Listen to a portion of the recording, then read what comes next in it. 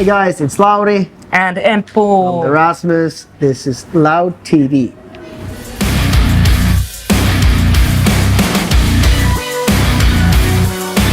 Yeah, COVID times, previous album was done during the COVID and it was hard because we had to record on our own from our homes. I recorded some bits and pieces in my car that then we had to send files across the Atlantic Ocean to each other and just try the to time difference and everything. yeah, it was a big mess, but this time around it was fun because we are able to have like an old school studio session. Like we spend a lot of time together.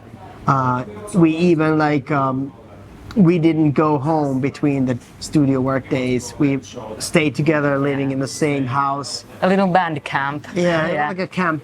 Yeah. We were having always breakfast together and like talking about the day and a lot of good ideas might come outside the studio. When you're just not, right there in the with the fear of the red button. It's better just to go after for drinks and more collective, right? Yeah, exactly, and I think it has a big influence, big effect on how the album sounds, because we were able to actually be together in the same place and think about things, try different things out and change the arrangements a million times. We actually had 2 different studio sessions. Yeah. Because before we went to the real studio, we booked a studio in Finland, which was also a place where we could sleep. There was like a hotel in the same house. And so we were there just going through the songs and learning the songs. 24/7. Yeah, it's very important. Everybody in the band can understand the lyrics and they can really participate and get in the right mood to do their parts and so. Yeah, and it's so much easier face to face, change ideas and Yeah, I would say it's the only way to do it. But. True.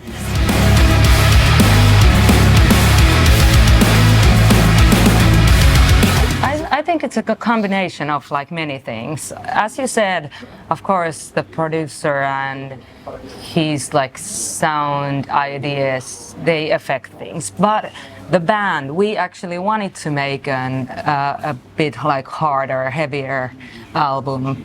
As Lauri said before, the times are hard in the world right now, and it's it must have an effect on this album as well. Yeah, and the first song we put out on this album was called Rest in Pieces, and something happened to me that I was really feeling bad about, and I was really angry and sad and all these emotions. So I really wanted that song to be hard as possible. Yeah, you can't sing those lyrics in a soft song. You have to have that really hard. Yeah, so we actually had different producers on this album. Yeah, true. Which was interesting. We had Desmond Child and Marty Fredriksson, who are both legends, working with great, awesome bands like Kiss and Aerosmith and Bon Jovi and. Don't know these bands. Yeah, never heard of these bands. Well, and then we also had a new guy, so to speak, from Los Angeles, called Joseph McQueen, who has a very modern touch to his work, and he's totally knowing what the bands should sound like in 2025. And he was he just came in the very last, part of the recording, and so we sort of got the best of all the worlds for this album, so we were lucky. I don't think it's a challenge to ever get the Rasmus sound. It's so strongly in the melodies and the music, this kind of Rasmus DNA. The specific vibe and atmosphere. It's just it just comes out of us, and it's very recognizable, which is great. But when it comes to production, we have always been kind of exploring new, sometimes more electronic. A couple of albums ago, we almost made electronic album Dead Letters. Dark Matters And now we just wanted to get the guitars back. Yeah. You know, Empo came with new ideas and, you know, like passionate guitarists. So we're like, yeah, let's do a rock album. And I love it that this band can explore and try different things out. Like, even though the album is kind of like harder and heavier, but then there's songs like Love is a Beach, which is like a pop song, and Banks You, which is like almost punk rock song. And yeah, I love it that you don't have to be in this like little box. Right. Yeah. Yeah, we wanted to treat every song as like an individual, and you know, there is an emotional song that I wrote for my son. I have a 17-year-old son. A ballad. A ballad song called "Coming for You," which is about being a parent and not being the best parent. You know, at least not a perfect one. And it's almost like a confession to him. And I think the mood in that song is just perfect for that song. You know, it can't be like angry, because I'm actually quite sad when I was singing the song and trying to create that kind of world with instruments.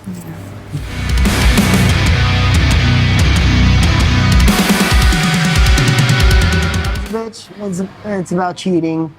It's unfortunately very common nowadays. But that song it also has some humor in it. You know, it's not, you know, it's like a pop song, so it's sort of not too serious. Not too serious song. not too murderous.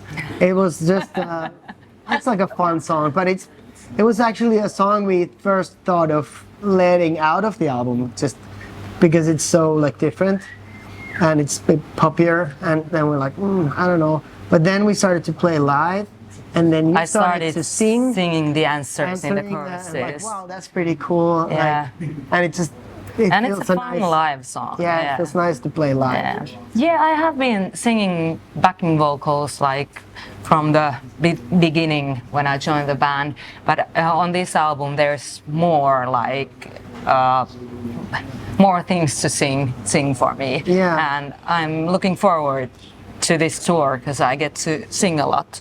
Yeah, it's been great to have you also singing. Like, we did an old song called October and April, which was a duet song with the Nightwish singer back in the days, 2005. And now we can do it. We can do it live, and people can sing the parts. Annette also, Yeah. yeah.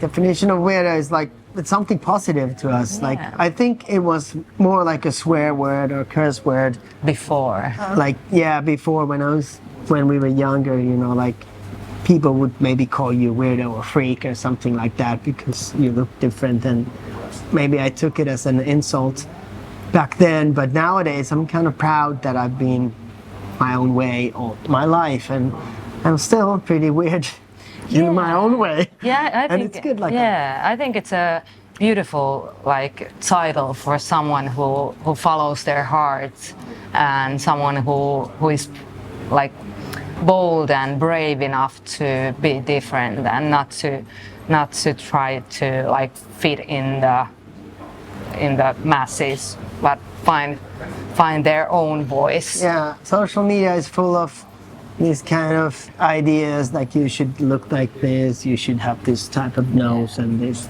chin line, and like these type of breasts and whatnot. You know, it's bullshit. Yeah. A lot of it. So. Yeah, but people do obviously have the need to belong in a group, and sometimes people might lose their own like judgment or own critical thinking when they just follow their leader. But yeah, you can also like be part of a group but still be yourself.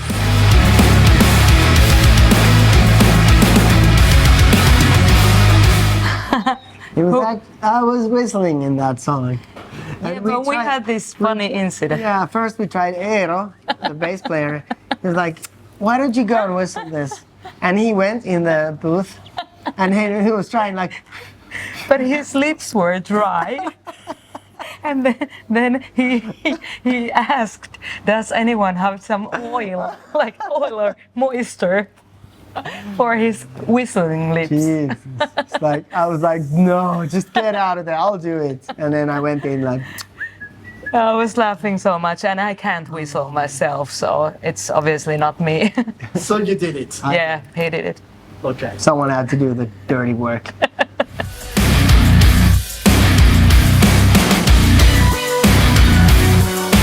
That's a nice question. I obviously got some ideas during the session, while you're singing the thing, and then there can be even some words that you change at the very last minute, and it's always when you write stuff and when you sing them, like, quietly, compared when you actually singing them, it makes more sense to put different words there, or change the melody, we do that a lot. I mean, Yeah, and for example, Love is a Bitch, initially it didn't have the answering thing, and that we came up with in the studio, like just like the 3 last days that I was there, and I don't remember who got the idea, but hey, let's try this answering thing. Just sing the same thing as Laura is singing, and we tried it in the studio, and it turned out really nice. Yeah, and it's nice that you can have room for that kind of Creative, freestyle, moments, and yeah. But sometimes you also have to remember that the first idea might be the best. Like when Not you make change demos, everything. like sometimes you have to go back to listen to the first demo of the songs, like, oh, this is so much better. Like, because you can add a lot of production and make it clean and nice, and then you might lose some of the originality or the soul, the spirit. Sometimes the best songs come like very fast, and like you don't have to push them, they're like effortless, and they sort of happen by accident. Like in The Shadows we had, it was a sound check.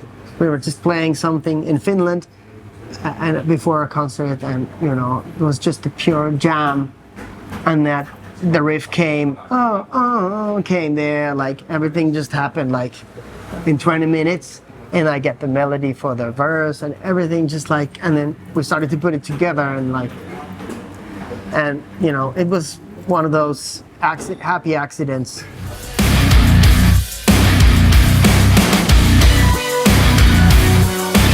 Yeah, we started in '94 as a school band. We first concert was in a Christmas party in a school. We were on the 8th grade. I was 15 years old, and I think, back then we were just enjoying that, feeling of being in a group, that a powerful experience playing our own music on stage, even though we had like maybe 3 songs. But the same need and the same ambition still exists. Like nowadays, like I just love all the different phases of this. Like I love to be creating new every time, a new album cycle starts. I love that moment. Like, where do we go next? Like, what are we gonna, what do we want to explore? What do I have to say? How do I feel? And like really like self-searching, and then start like putting it down into music. And being on stage, it's just something like, it's just an incredible feeling, especially because we have fans who are participating in the concerts. It's like, it's not only the band, it's not only about us, especially live, it's about the audience. And that makes the whole thing, like they are kind of part of the Rasmus, because they sing louder than we do. And like, that energy is like in all of us. You feel very enthusiastic still, This is maybe the main reason of... Yeah, but you have to be. You have to love what you do, and that's probably the reason why this band has been around so long and still going strong and still looking into the future, because everyone in this band is like loving what they do. Yeah, but we've had hard times too. Like just before you joined the band, we basically quit.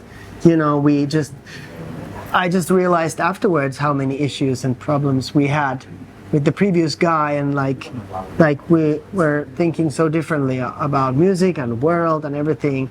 So it was like it's like a new relationship, and it's just a healthy one, you know. Like it's good to be in this family, and the joy of playing is back, and like just like we feel like it's a new era, new beginning for us, even all these years have gone by.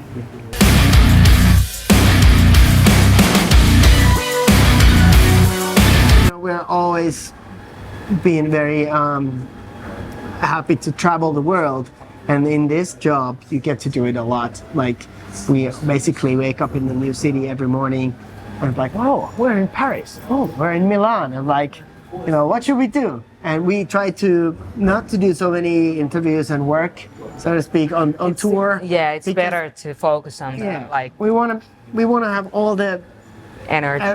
and everything for the night show, and it begins in the morning. You know, everything you do during the day affects the show in the evening, and so you can sort of build it up. And I like to do that, and we go out a lot to the city. We are quite active guys, you know, seeing, you know, some local sites, of course, like, you know, meeting some fans. Sometimes we ask Instagram for the fans, like, hey, is there any local guide for us today? Show us like, what's best in your city. and then they're like, you know, we just pick some random fan and they can be taking us out for something. You know, it's awesome. And then you actually have some perspective when you go on stage. You Where can say am I? something Yeah. about the city, and like, we did this today and we tried this food, and, you know, we just drink, and like, you know, so that usually creates a good concert. If I would just lie in my bed in the hotel rooms, like, No. Yeah. I would be really bad on So it's a stage. very good preparation before the show. Yeah, To smell to yeah, you sort of have to. mood, The mood. the local Yeah. mood. And how's the French mood? The French moon is very We love romantic. it. Yeah.